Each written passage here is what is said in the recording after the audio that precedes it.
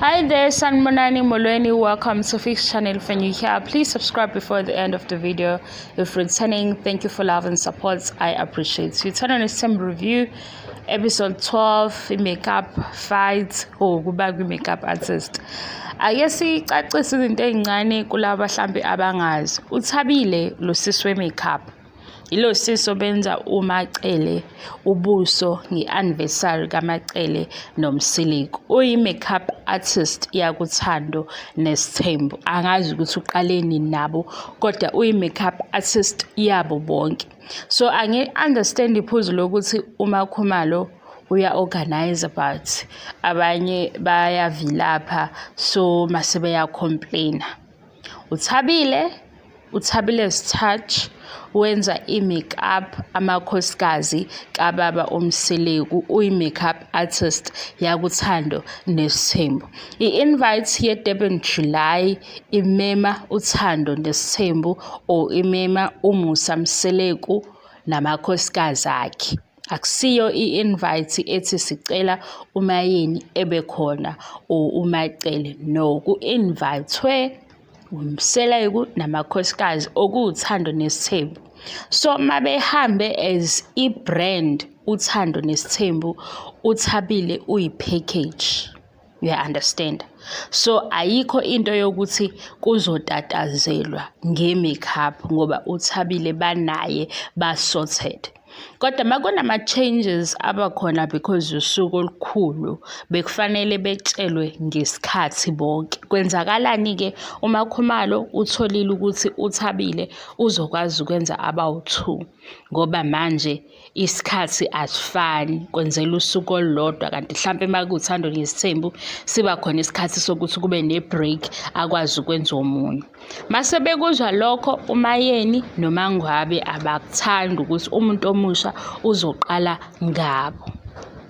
Mayikhulunywa lento uMangwabe uyishiya phakathi uthi yenziwe ngamabomu.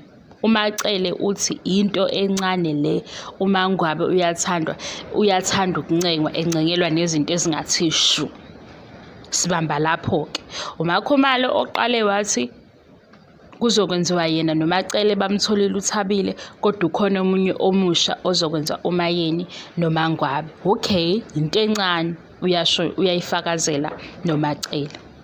Manje mayebona ukuthi ke abekho happy abanye uthi ke uMakhumalo ngoba amehlo iyona party eba tricky. Akuvele ke bonke benziwe amehlo uthabile lo abamjwayele okungowabo bonke. Okuyi makeup artist yakuthando Nes'thembu. Emva kwalokho ke seke beqhubeka ke nokunye. Mayeni ke usho bazi enhlizweni yakhe uthi cha le akahambisani nayo. Mabefika le kwevenue la babebhukhele khona ufikile uthabile kanti nokudla sekukhona. Wathi uMayeni abadle wabacela ukuthi abazokudla. Ngesikhathi bedla ukuthi ngifuna ukubona ukuthi akekho omile kwathiwa linda bebedla. Lesikhathi sokudla uMayeni uhleli nothabile benza i-makeup. Waqhubeka ke wenza okunye ngoba vele bebesadla kodwa uMseleku wabona lo sisi omunye ohamba nosisithabile wambuza ukuthi wena lo omunye wathi no yena uhamba nothabile. Engicabanga ukuthi kube yinto kanjalo angisezwa kahle. uMseleku kumele beqhubeka ecomplaina ngokuthi bengacomplain kahle ubechazela uSingaphosisi ubechazela uMakhumalo noMacele ukuthi lo sisi okhona akuyena lo abamlindile.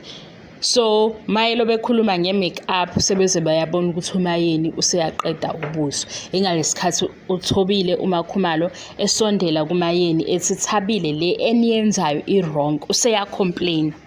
Mina ngibuka ukuthi lento ebincane before wayisiqala umsindo manje beyincane ngesikhathi beyikhuluma beyi-right futhi ngesikhathi beyikhuluma ijikwe ngoba sebesho ukuthi laba why umuntu omusha ezofundela kubona sebengekho happy ngendaba ye-makeup.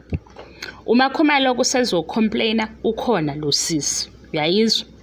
uMakhumalo uyabala ukuthi akusiyinto abavumelene ngayo lena uthabile le ayenzayo futhi uMayeni ubeshila ukuthi yena ufuna ukwenziwa uthabile. Usidle kuphi-ke isikhathi sabo noThabile sidleke kuphi because uMayeni ngesikhathi enza bebedla. Mina ngibala ukuthi phela manje sekubala ukuthi thina simile kodwa bona ade bedla. Sizwile futhi ukuthi uMayeni babambe ngalokho ngokuthi abadli. Ngesikhathi bedla yena wenza ubuso. Wathatha isikhathi sakhe sokudla wayokwenza ngaso ubuso. So uMakhumalo uma ecomplaina ezebaleke naye ukuthi akayithandi lento injani uyayizwa lo sisomunye. Lo uMayeni asekhulume kabi ngaye. Okokwami ukuthi-ke into abayenzile iyafana, akekho right akekho wrong, akekho futhi organize into ethini because i-makeup artist yabo bonke. Into yey'ngubo yibona aba-responsible ukuthi mina ngizogqoka ingubo eyenziwe ubani. Lapho-ke basuke sebezenzela ama-calls, yibo abayihambelayo beye kumuntu lowo ngoba abagqokiswa umuntu oyedwa. Sengake nga-check kuThando Nes'thembu ukuthi bagqokiswa umuntu oyedwa yini, cha. Ngabona futhi ukuthi hhayi ney'mpahla zamakhumalo ayifani nezabanye, kusho ukuthi abagqokiswa umuntu oyedwa. So ihlaya-ke selivela kubantu ukuthi bathi uthobile because siyamazi uMakhumalo uhlezi egqoke kahle nje, ugqoka kahle nje, uyagqoka. Bathi ulwele isikhathi se-makeup engabe wahamba wayobheka nomthungi wakhe belungisa ingubo yakhe ukuze-ke agqoke ingubo emnela kahle or agqoke ingubo ewuMakhumalo because le wayigqoke ku-Durban July yinhle leya ngoba ukuthi angazi ukuthi yini eyaba wrong, ayibanga uMakhumalo phela siyazazi ingubo zikaMakhumalo. Kwaba ukuthi kwi-Durban July uMangwabe noMacele ababegqokele umcimbi we-Durban July. NeyaMayeni ingubo yayiyinhle but ayibanga nalela haba le-Durban July. Kodwa-ke ngobuhle bonke bebebahle nokugqoka futhi bekungababazeki ngaleyo ndlela ukuthi hhayi abagqokanga kahle. Ngabona phela ngesikhathi bevela abantu besho ukuthi bebeyihlaya, angilibonanga ihlaya-ke. Sengiphendula laba bathi amakhosikazi aMseleku nje aziphoxile, beyihlaya, bengagqokanga kahle. Baningi phela abantu abaswenkayo ku-Durban July, umcimbi ufaka abantu abaningi. Abanye-ke vele basuke bazi ukuthi bafuna ukubonakala. Kodwa la kwifamily yakaMseleku uMangwabe noMacele engibaphayo ukuthi hhayi bayimele ifamily makubhekwa ama-outfit ukuthi cha bebebahle nge-Durban July. Kodwa onke amakhosikazi abemahle bonke bebegqoke ngendlela e-right. EkaMangwabe nekaMacele ehambe phambili. Sivaleke le video.